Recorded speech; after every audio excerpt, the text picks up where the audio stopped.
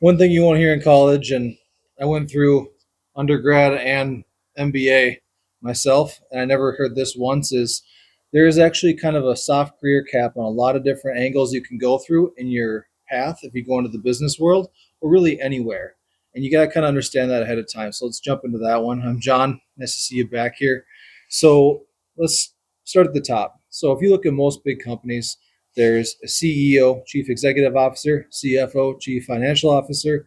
In some industries, CMO, Chief Marketing Officer, or you'll have a variety of other, operations officer, technology officer, etc. Now, if you look at that and you say, okay, how do you get to be a CFO, Chief Financial Officer of a company? Well, you typically start in finance or data, and you move up in the financial direction. Okay, so easy example for me because I'm in kind of the data analytic side of business. And guess what? I'm not in finance. So if I went and applied for finance jobs, I'd have a hard time getting one because I don't have the accounting, kind of financial control side of things in my background. And that puts a soft cap above me because I'm at the position now where I can't jump over into finance as well because I've grown so far up outside of finance that I can't go there anymore very easily. I mean, I could try to learn something and move over, but it'd be difficult. You have the same situation if you're in operations. So let's say you're in purchasing and you're like, hey, I want to get into management, right? Well, they have a purchasing director, probably. There's supply chain roles, here and there.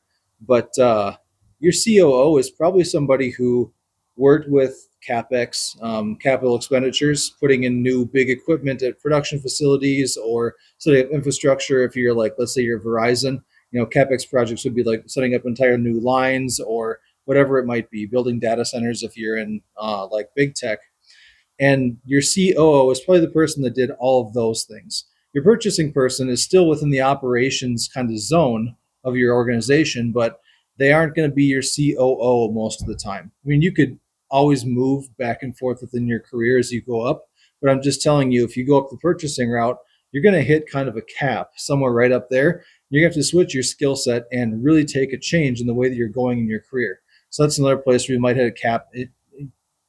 To be fair, you can go quite a ways up the purchasing chain. Like there's VP, senior director, director level roles in purchasing, no problem.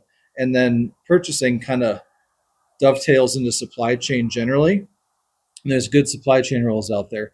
But if you wanted to be like the COO of a company, you really should have come up doing like production management, overseeing like maybe transportation hub. In the transportation industry, you could move up from purchasing into the operational roles probably a little bit easier than you could in, let's say, a production facility.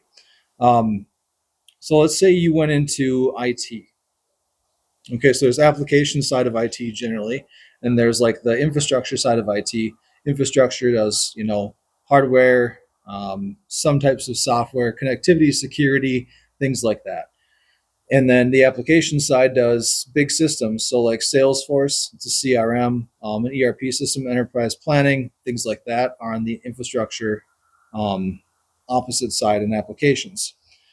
So if you went into IT, you could probably get to like the chief technical officer of an organization in either side of things. But if you went in as a specialist role, let's say you were only a security person, you didn't know some of the networking stuff that you might need to know or whatever it might be, going up to the CTO level might be a little bit harder because you're specialized in something niche.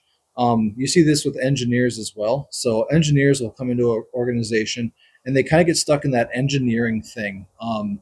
I would say, geez, outside of certain technical industries, I don't think I've seen very many engineer, uh, like chief executives out there generally. I worked at a company called Bros for a while, and they had a very high level guy who came up through engineering, but that was a company that sold engineering services and parts to like automation companies or automation on production lines. It was an automation company. So that's kind of a consideration you might need to think about if you're looking at your career. If your goal is, hey, I want to go right up to the top, I want to climb that ladder and like make it high. Okay, cool. Well, you got to figure out where does your industry typically cap out at. So I would say a salesperson has great width of their career span because they're going to do account management, they're going to know all the money side, profit and loss is like natural in most sales jobs. And then if you're a good salesperson, you make all these industry contacts and you learn a little bit of every job as you try to support the incoming sales. So salespeople, a lot of people like in that role end up kind of CEO right up at the top down the road.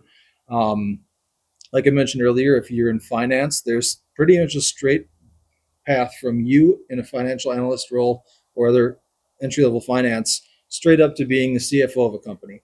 And if you're a CFO, COO, whatever, any of the C level people at a company, you're one of the picks that's the option to go into CEO when that person steps down, gets fired, retires, whatever it is.